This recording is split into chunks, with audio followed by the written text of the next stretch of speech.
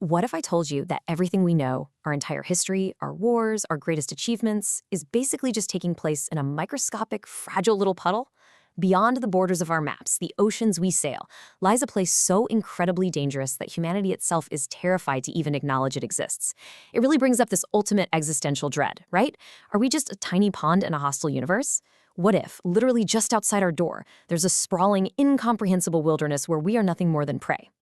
Welcome to The Explainer. Today, we're embarking on a cinematic journey into literally the most dangerous place in existence, the Dark Continent. We're going to strip away the illusions of safety and look at the hard, terrifying data derived directly from the Hunter x Hunter universe. We're talking vanished expeditions, monsters that completely defy the laws of nature, and the honestly harrowing reality of our own origins. So, grab your gear, because we're stepping right off the edge of the known map. Section 1. The world beyond the known map. The illusion of our reality. Let's go ahead and shatter the illusion of the world we think we know. So let's dive into the reality of Lake Mobius. The entire known world, every continent, every ocean, every single city you've ever heard of in this universe is actually just a cluster of islands sitting in the middle of a planetary-scale lake. And get this, that lake, it's located right in the center of the colossal Dark Continent. When you really internalize that, the global wars, the geopolitics, they suddenly seem microscopically insignificant. To put the sheer scale we're dealing with into perspective, just think about this contrast. We live in a sheltered, almost fragile little ecological niche, but just outside that bubble lies a hyper-giant, sprawling wilderness. And it doesn't just sit there, it actively, almost violently resists human exploration. It's a Lovecraftian nightmare of scale, completely and utterly indifferent to human survival. Consider who actually came to this realization. Isaac Nitoro. Historically, one of the most powerful human beings to ever live, right? A man who literally defined individual combat strength. Well, he traveled to the Dark Continent on an unsanctioned voyage and came back with this chilling realization. The continent is simply too big. You can't just punch a planetary disaster. You can't fight an ecosystem. Out there, our martial arts, our Nen abilities, they're completely meaningless against nature's raw, self-sustaining hostility. Which brings us to Section 2, why human expeditions failed, the microscopic survival rate. If it's so dangerous, why do we keep going? And what actually happens when we do? Well, 200 years ago, the major global powers, the V5, recognized the sheer apocalyptic threat of this place. They signed the Inviolability Treaty to ban all travel. But, human hubris and imperialist greed are incredibly powerful forces. Over the past couple of centuries, there have been 149 unsanctioned attempts to breach the continent, just to extract its resources. And out of those 149 attempts, only 5 expeditions ever returned. The result of all that hubris? A 0.04% survival rate. That is the true, terrifying cost of a voyage to the Dark Continent. You are practically guaranteed to die in the most horrific ways imaginable. And actually, surviving physically isn't even enough. In all of recorded human history, only 28 people have ever made it back alive.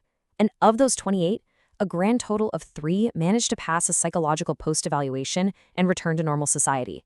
3. The rest were just utterly broken, losing their minds or even their humanity to whatever they experienced out there in the dark. So, why is the toll so impossibly high? Because humanity can't even enter the Dark Continent without the guides. These are beings summoned by a magical beast clan known as the Gatekeepers. They control the only known connection to the continent. And let me tell you, they do not take kindly to invasive human expeditions. As this incredibly cruel penalty for our intrusion, the guides actually force the few survivors to take a deadly threat back to the human world with them. And those penalties are what we'll cover in Section 3, the 5 great calamities. Systemic ecological retribution. Because this isn't just about monsters, it's about systemic biological pushback. These are the 5 threats humanity was forced to bring back. Now, if you're familiar with the chimera ants, a species that basically nearly caused an apocalypse in the human world, you should know their official threat level is only ranked as a B. Every single one of these calamities ranks higher or equal to that. We're talking A and B+ level threats. They are quite literally extinction-level events packaged as biological specimens. Let's break down the horrific reality of what these things actually do. PAP doesn't just eat you, it shrinks humans and hooks right into their brains, keeping them at a state of vegetative pleasure as literal pets. Then there's Hellbell, a snake whose neurotoxin drives humans into a totally homicidal frenzy. Brion is this botanical entity that decapitates humans and wears their bodies as sentinels. I is a gaseous life form, and if its demands for codependence aren't met, the result is its victims being physically violently squished. And the Zobisubi disease? It's a sickness that entirely deprives you of your humanity, leaving you trapped in a rotting, self-sustaining immortality. You can't even die. Ging Freecss, undeniably one of the smartest hunters alive, assessed these threats and concluded that the absolutely only viable strategy humanity has is to lock them away and discard the key. You don't fight them. There's no training arc for this. You just hide them and pray they never get out. But here is the truly terrifying truth. We haven't actually captured anything. The V5 nations claim to have them contained, sure, but victims of both the SAI and the PAP have already been found actively present in the known world. Our containment is a total illusion.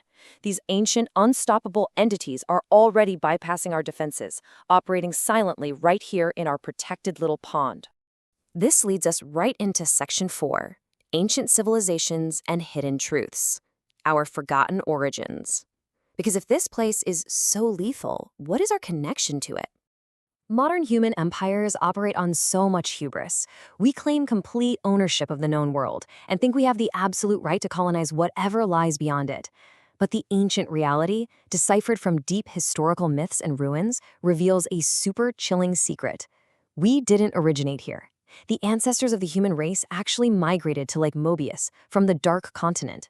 We are basically outcasts. We're refugees, hiding from the very ecosystem that spat us out. But, not all humans hide. 300 years ago, one individual managed to bypass the military checkpoints, the imperial nations, the treaties, the whole shebang, and ventured out into the Dark Continent entirely alone. That individual was Don Freecss, and while exploring, he authored the ultimate survival guide, Journey to the New World. He wrote an East volume, which has actually been found, but the West volume is missing. The leading theory? Don Freecss is currently writing it. By consuming nitro rice, the ultimate secret of longevity found on the continent, it's highly probable that this lone human is still alive, just wandering the darkest corners of the world for 3 straight centuries. Incredible, right? Finally, let's turn to Section 5. What awaits beyond the horizon? The ultimate mystery. Why on earth does humanity keep pushing toward its own demise? The answer, as always, is boundless, unimaginable resources. The unmanned rock can generate limitless electricity power just by being submerged in water. The herb for all illnesses does exactly what it says. Nitro rice offers unparalleled longevity, and metallion is basically the holy grail of alchemy. These aren't just treasures, they are infinite resources that would make any nation the undisputed ruler of the world. It's an irresistible prize for extractive human empires. But as we chase those prizes, we have to face a really horrifying fact. Remember the 5 great calamities? Those apocalyptic entities we locked in vaults? It's documented that the physical specimens brought back by the survivors were merely the standard or weaker specimens of their massive populations. Just let that sink in. If the ones that nearly wiped out our best expeditions are the weak ones, the deeper continent holds horrors we literally cannot even begin to comprehend. Which brings up a fascinating, super Lovecraftian question. Are the 5 great calamities actually just the Dark Continent's immune system? Think about it. When human expeditions, acting like an invasive virus, try to penetrate the ecosystem and extract its resources, the gatekeepers hit them with biological countermeasures. We aren't explorers out there. To the Dark Continent, we are just an infection that needs to be fought off. And that leaves us with this final lingering thought. We know our ancestors migrated from the Dark Continent to the relative safety of Lake Mobius. But as we look out into that endless darkness, perhaps the greatest secret isn't what terrifying beasts live out there, but rather, what did humanity do to get exiled from the Dark Continent in the first place? It's a mystery that completely redefines our place in the world. Thanks for joining me on this explainer. Keep questioning the maps you read, and I'll see you next time.